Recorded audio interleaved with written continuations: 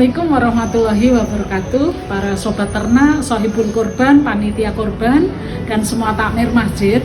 Setelah kita melakukan Idul Adha tahun 1446 Hijriah, kami menemukan pemotongan hewan korban yang sesuai standar, sudah higien sanitasinya terjamin dengan sarana yang lebih lengkap. Nah, ini bisa menjadi contoh kita semua untuk ke depan.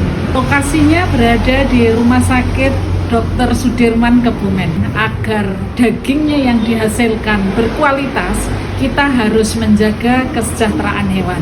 Hewan yang kita potong sebelumnya dipuasakan terlebih dahulu selama 12 jam. Setelah itu persiapan pemotongan, hewan kita robohkan dengan alat yang standar sehingga hewan tidak stres dan daging yang dihasilkan menjadi berkualitas, tidak cepat mengalami pembusukan.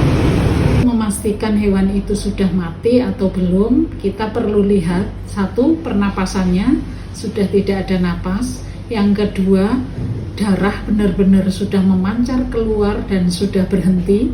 Yang ketiga, kita perlu cek responnya, respon dari pupil mata, respon dari gerakan. Nah, yang keempat, kita pastikan juga denyut nadinya. Nah, setelah sapi mati sempurna, kita pindahkan ke lokasi berikutnya dengan alas terpal, ya. Jadi pengulitan tetap di atas terpal, tidak langsung di tanah atau di lantai. Setelah dikuliti, daging yang dipotong gantung, semuanya digantung, ya. Setelah digantung, dimasukkan ceteli, dimasukkan ke bak-bak sehingga daging tidak menyentuh lantai, tetap higienis. Daging yang sudah diteteli dari tulang kemudian tetap di dalam bak. Nah, setelah itu daging dimasukkan plastik yang sudah dipotong-potong, dimasukkan plastik, langsung ditimbang sehingga tidak ada daging yang menyentuh lantai, karena kakinya si pemrosesan daging ini naik ke lantai, jadi tidak ada daging yang menyentuh lantai, daging semua dalam bak. Tulang dipisahkan dengan tempat tersembunyi, semua tidak ada yang menyentuh tanah, semuanya di dalam wadah khusus sehingga terjamin higien sanitasinya.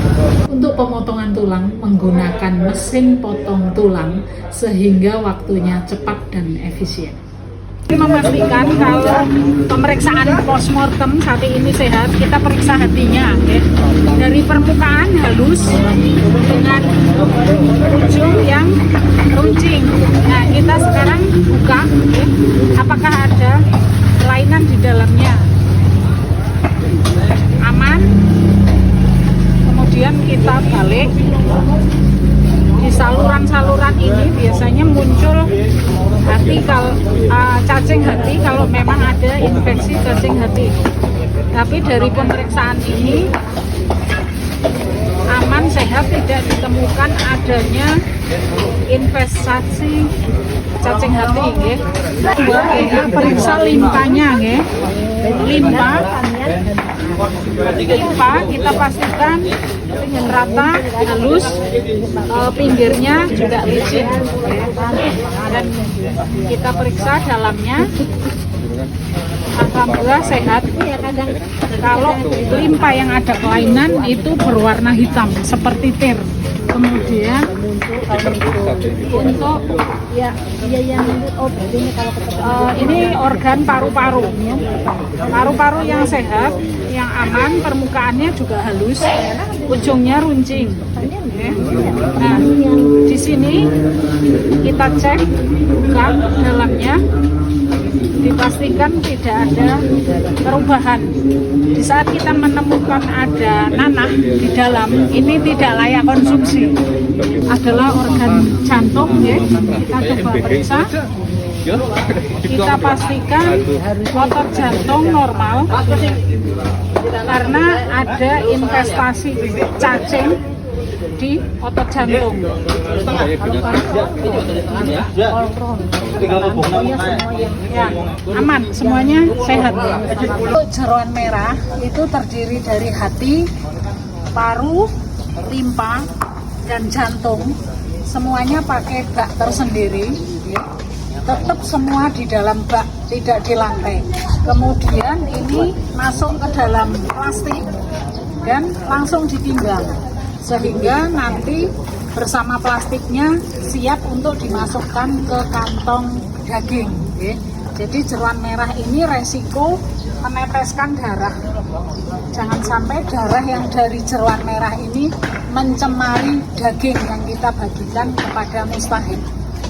Jadi ini sudah aman dan higienis. Untuk jeroan hijau mulai dari lambung kemudian sampai ke usus itu dibersihkan, tidak di sungai tapi di air bersih yang mengalir. Kemudian isinya itu masuk ke septic tank. Nah, di sini jeroan hijau yang sudah dibersihkan kita pastikan tidak ada cacing ya, tidak ada cacing, benar-benar disemprot bersih. Setelah itu semua jeroan ini direbus terlebih dahulu selama paling tidak 20 sampai 30 menit. Semua masukkan ke rebusan. Ini untuk menjamin higien sanitasi dari jeroan hijau, karena isi jeroan hijau ini beresiko menularkan penyakit, dan di sini adalah tempat berkembang biaknya kotoran yang bisa mencemari daging yang kita bagikan ke para mustahik. Jeroan hijau, babat, dan usus setelah direbus kemudian tetap dimasukkan di dalam bak, sehingga semuanya tidak ada yang menyentuh lantai. Kemudian dipotong tetap di atas bak dan dimasukkan ke kantong plastik bening 2 kiloan, sehingga tidak tercampur dengan jeroan merah maupun daging. Pada saat distribusi, jeroan hijau ini yang sudah direbus aman, tidak mencemari daging ataupun mencemari jeroan merah. 3 bungkus tadi mulai dari daging, jeroan merah, dan jeroan hijau kita satukan menjadi satu kantong dan siap dibagikan. Demikian proses penyembelihan hewan kurban tahun 1446 Hijriah di Rumah Sakit Dr. Sudirman. Untuk pemeriksaan antemortem dan postmortem merupakan langkah strategis di Stapang untuk menjamin kesehatan hewan sebelum disembelih dan produk hewan yang aman, sehat, utuh, halal, dan thayyib. Terima kasih. Wassalamualaikum warahmatullahi wabarakatuh.